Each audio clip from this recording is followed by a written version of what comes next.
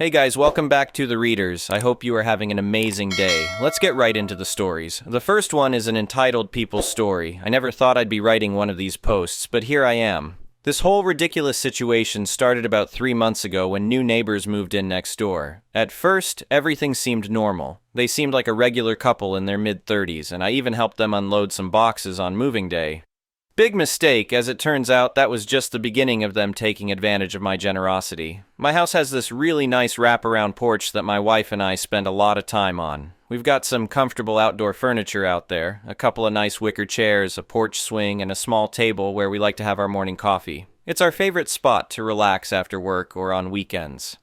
About a week after they moved in, I noticed the wife from next door sitting in one of our porch chairs just scrolling on her phone like she owned the place. I was so caught off guard that I just stared for a moment before saying anything.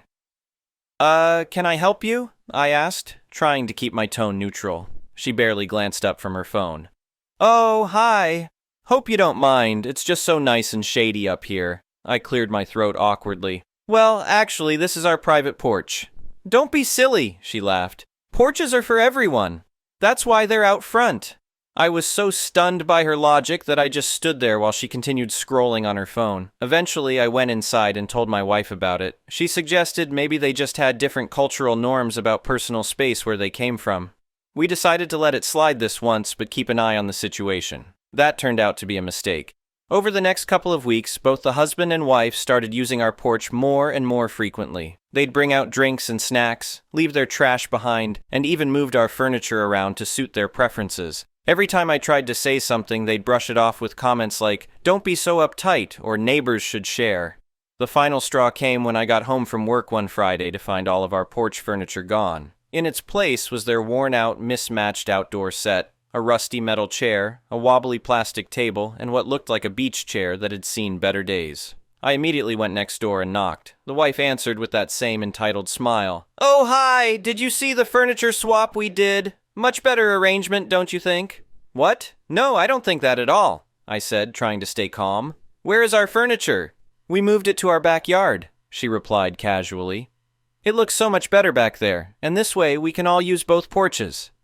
I took a deep breath. "That's not how this works. You can't just take our furniture. I want it back on our porch immediately." Her husband appeared behind her. "Look, man, possession is 9/10 of the law. That furniture is on our property now, so technically it belongs to us. If you want to use it, you're welcome to come over any time."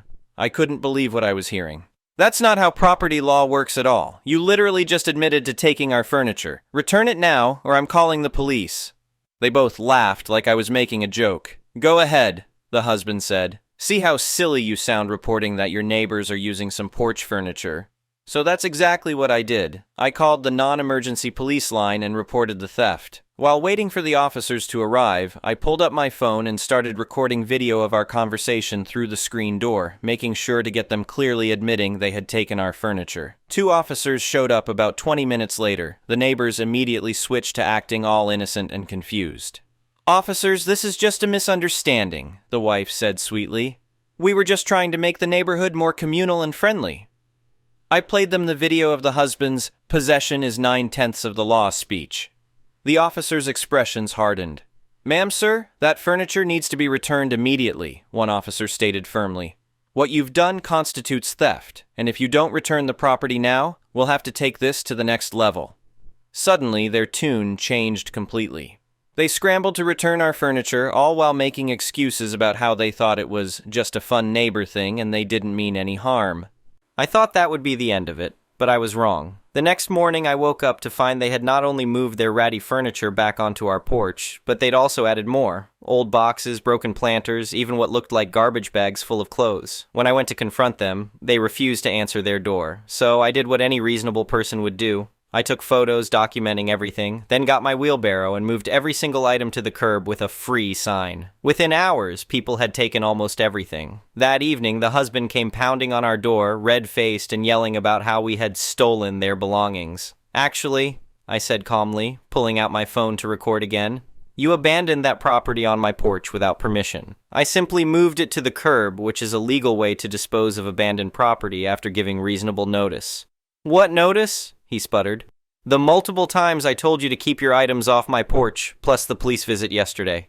But please, if you'd like to continue this conversation, I'm happy to call them again." He stormed off, but I knew this wasn't over. Sure enough, the next day we got a letter from a lawyer claiming we had illegally disposed of their property and demanding $5,000 in compensation. Time to have some fun. I reached out to my cousin, who works at a big law firm in the city. She practically cackled when I told her the story and agreed to help pro bono because, in her words, people this entitled deserve to learn a lesson. She drafted a beautiful response letter that outlined 1. Their documented theft of our furniture. 2. Video evidence of them admitting to the theft. 3. Police report from the incident. 4. Multiple documented instances of trespassing. 5. Photos of them leaving trash and damaged property on our porch. 6. Their abandonment of property on our private property. 7. A counter demand for $7,500 in damages for trespassing, theft, and harassment. The best part? She added that if they chose to pursue legal action, we would be filing a civil suit for the full amount plus legal fees, and she would be happy to discuss their lawyer's interpretation of possession is 9/10 of the law in front of a judge.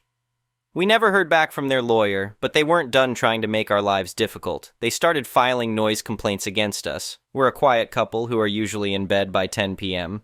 They called code enforcement about our yard, which is meticulously maintained. They even tried to start rumors with other neighbors that we were running some kind of illegal business from our home. None of it stuck because we're boring, law-abiding homeowners who document everything. Every false complaint just made them look more unhinged. Finally, I'd had enough of their nonsense. I installed security cameras covering every inch of our porch and property line. I put up no trespassing signs that specifically name them. And I made sure every neighbor had copies of the whole story, including the police report and their lawyer's ridiculous demand letter. The community response was better than I could have hoped. Turns out these neighbors had been pulling similar stunts with other people, trying to use their garages for storage, borrowing items from yards, letting themselves into fenced areas because neighbors shouldn't have boundaries. Several people came forward with similar stories, and we started a neighborhood group chat to document their behavior. Every time they tried something new, it was instantly photographed and shared with the group. They couldn't get away with anything anymore. The situation finally came to a head when they tried to host a community meeting in their backyard, using our stolen furniture, which they never returned after the police made them bring it back, to complain about how unwelcoming the neighborhood had become. Not a single person showed up. Instead, they received a letter signed by most of the neighborhood politely, but firmly suggesting they might be happier in a different community with more communal values. The letter included screenshots of all their documented bad behavior and pointed out that any further harassment would result in the entire neighborhood filing a class action lawsuit. They put their house on the market the following week. The realtor looked very confused about why they were selling after less than 6 months, but they fed her some story about a job transfer. I made sure to sit on my porch with my own furniture and wave cheerfully every time they had a showing. Nothing makes entitled people more angry than seeing the person they tried to bully being perfectly happy and unbothered. They moved out last weekend, and their realtor told my wife they had to significantly drop their asking price because they were so desperate to leave quickly. Apparently, potential buyers kept asking why they were moving so soon, and their answers seemed suspiciously vague. The best part? The new owners seemed lovely. They brought us cookies when they came to do their final walkthrough and asked politely if they could borrow a cup of sugar last night. I was happy to help, after making sure to get it all on camera, of course. Can't be too careful these days. Our porch is once again a peaceful spot for morning coffee and evening relaxation. The neighborhood group chat has evolved into a fun social space for sharing recipes and planning block parties. And I learned some valuable lessons about installing security cameras before they're needed and never giving entitled people an inch. Oh, and we bought new porch furniture. The old set somehow never felt quite right after everything that happened. The new stuff is even nicer, and you better believe we keep it locked up when we're not using it. Edit. Wow, this blew up. Thanks for all the supportive comments. To answer some common questions, 1. Yes, we still have all the documentation, including the videos. Always keep evidence. 2. No, we never got our original furniture back after they returned it that first time. They took it again when we weren't home, and we decided it wasn't worth another police visit. 3.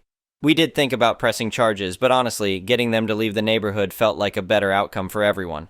4. The new neighbors are great. They actually ask permission before borrowing things. Update. You guys won't believe what happened next. It's been about 2 months since my last post, and boy do I have some updates for you. Remember how I mentioned finding out something interesting about where our entitled neighbors moved to? Well, grab some popcorn because this story just got even better. So last month I was having lunch with my cousin, the lawyer who helped us with the demand letter, when she started laughing out of nowhere. Turns out she had just gotten an email from a colleague at another firm asking if she knew anything about our former neighbors. Why? Because they were trying the exact same stuff at their new place. Only this time, they picked the wrong target. They had moved into a small gated community about 20 miles away. Within 2 weeks of moving in, they started their old tricks, using other people's porches, borrowing patio furniture, trying to access people's backyard pools because neighbors share. But here's the beautiful part. One of the houses they targeted belongs to a retired judge who specializes in property law. The judge initially tried to be nice about it, explaining clearly why their behavior was inappropriate and illegal. They responded with their usual possession is 9/10 of the law nonsense. To which the judge apparently replied, "Oh, please tell me more about your interpretation of property law. I'd love to hear it." They didn't pick up on his sarcasm and launched into their whole spiel about how neighbors shouldn't have boundaries and private property is selfish. The judge recorded the entire conversation. The next day, they found their abandoned furniture, which they had left on his porch, neatly arranged on their front lawn with a beautifully written cease and desist letter explaining in excruciating legal detail why their understanding of property law was incorrect. The letter also mentioned that any further attempts to access his property would result in immediate legal action. Did they learn their lesson? Of course not. They tried to file a complaint with the HOA. Yes, they moved to an HOA community. The irony is delicious, claiming the judge was being hostile and unwelcoming to new neighbors. The HOA president happened to be the judge's golfing buddy. Oops! The HOA called an emergency meeting to address the situation. Several board members had already heard about their behavior in our neighborhood through the real estate grapevine. They came prepared. During the meeting, our former neighbors tried to argue that the community needed to be more open and sharing. They suggested implementing new rules requiring residents to make their outdoor spaces available for community use. The judge calmly stood up and presented 1. Security footage of them attempting to access his enclosed porch. 2. Documentation of similar behavior from their time in our neighborhood. 3. The police report from when they stole our furniture. 4. Statements from their previous neighbors. Yes, someone from our neighborhood group chat had connections in the HOA. The HOA board was not amused. They immediately 1. Fined them $1,000 for violating community guidelines. 2. Implemented new security measures specifically because of them. 3. Put them on probation with the HOA. 4. Required them to take a property law course, taught by the judge, naturally, if they wanted to remain in the community. My cousin's colleague said they threw an absolute fit, yelling about how everyone was against them and threatening to sue the HOA. The judge just smiled and said, "I look forward to seeing you in court. I know several excellent judges who would be fascinated by your unique interpretation of property law." They stormed out of the meeting and immediately listed their house again. But this time, they had an even bigger problem. Their previous quick sale in our neighborhood had raised red flags with their mortgage company. Combined with the HOA issues, they were now having trouble qualifying for another loan. Here's where karma gets really beautiful. Remember that furniture of ours they stole? Well, apparently they tried to sell it at their moving sale last weekend. One of our old neighbors spotted it, recognized it from all the photos we had shared in the group chat, and called me immediately. I drove over with copies of the police report and original purchase receipts. The judge was there too, he lives right next door to them, and happily backed me up when I explained to everyone at the sale that they were trying to sell stolen property. They tried to argue, but by then a police officer had arrived. Apparently the judge has some good connections with local law enforcement too. Faced with potential theft charges, they finally admitted that, yes, it was our furniture. We got our original porch set back. It's actually in surprisingly good condition. After a good cleaning, it looks almost new. The judge suggested we could press charges for theft since we now had their admission of guilt, but honestly, the looks on their faces when they had to hand over the furniture in front of all their new neighbors was satisfaction enough. The best part? Today I got a call from their realtor, the one who sold them the house in the gated community. She wanted to warn me that they're trying to move back to our neighborhood. Apparently they can't sell their current house for enough to cover their mortgage because of all the HOA issues, and they think moving back here would solve their problems. They put in an offer on a house 3 doors down from us. The seller called me for a reference since we were such close neighbors before. I directed him to our neighborhood group chat history and suggested he talk to the judge in their current community. They didn't get the house. Last I heard, they're living with relatives while trying to sort out their financial mess. The judge is using their case as an example in his property law lectures at the local college. And our neighborhood has implemented a new rule. All new residents get a friendly welcome packet that includes very clear guidelines about property boundaries and security camera recommendations. Our original porch furniture is back where it belongs, and we've added some extra security features: motion-activated lights, more cameras, and a small sign that reads, "All visitors must respect property boundaries." This means you. The judge helped us word it to be legally precise while still getting the point across. Oh, and remember that neighborhood group chat? We're now connected with their gated communities chat too. Turns out swapping entitled neighbor stories is a great way to build inter-community relationships. The whole experience has taught me some valuable lessons. 1. Always document everything. 2. Security cameras are worth every penny. 3. Sometimes karma needs a little help from a property law judge. 4. Good neighbors respect boundaries. 5. Never underestimate the power of a well-organized group chat. Thanks for all the support on my original post. Remember to lock up your porch furniture, and if someone tries to tell you about possession being 9/10 of the law, maybe direct them to a certain retired judge's property law course. The next one is a pro-revenge story. My dad just shared a story about my late Uncle Dale, his lifelong friend and fellow engineer. So in his memory and in spirit of the upcoming holidays, I present for you the tale of nepotism, engineering students, and Idina Menzel. Uncle Dale was a senior engineer at a small firm in the Midwestern USA and engineering instructor at the local community college. He was also, unofficially, in charge of the office parties. To help offset the costs, he had a small tin box on a table outside of his office with a slot in it so anyone could donate money to the party fund. Everyone knew about it and were happy to donate. A month or so before the company's big Christmas party, Uncle Dale decided to check the box. Lo and behold, it was empty. Uncle Dale knew something was wrong because he had seen several colleagues putting money in the box. This could only mean one thing. Someone was stealing from the party fund. At this moment, Brad, the owner's nephew and a fellow engineer, came around the corner, and something about the way Brad was looking at him made Uncle Dale suspicious. Brad didn't have a good reputation around the office, to say the least. He had a reputation of being pushy, obnoxious, rude, and just plain entitled. Unfortunately, he was not only the owner's beloved nephew, but knew how to skirt the rules so he wouldn't get fired. Uncle Dale decided to set a trap to catch the thief. Using his engineering skills, he set up a hidden rig using a hidden doorbell camera right by the box. He then had a colleague loudly brag about how he contributed $100 to the party fund. Then he waited. He got a notification that the camera was recording, and watched Brad open the empty box, scowl in disgust, and throw the box against the wall. Now you'd think this would end with Uncle Dale presenting the video evidence to his boss to get Brad fired, but oh no. As I mentioned in a previous post, if there's one thing engineers love, it's solving problems. And if it's engineering students, they'll make it an experience to remember.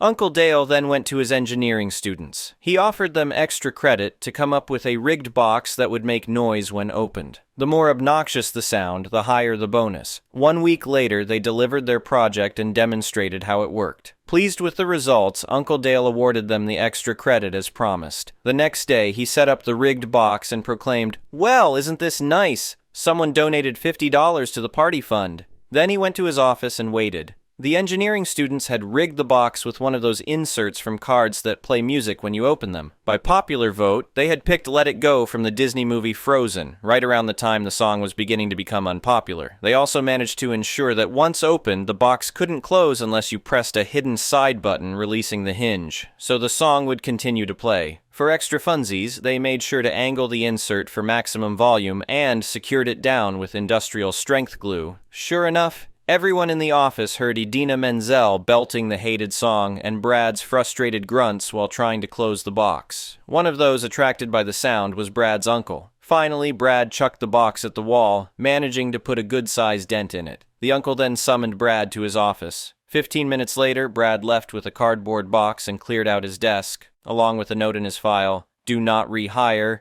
do not recommend." So his engineering career was over. That Christmas, Uncle Dale had a little video prepared to show at the party. The doorbell camera had caught Brad's attempt to steal from the box, all to the tune of Let It Go. Thank you for watching. I would really appreciate it if you could like the video and subscribe to our channel if you haven't already. We'll see you again tomorrow.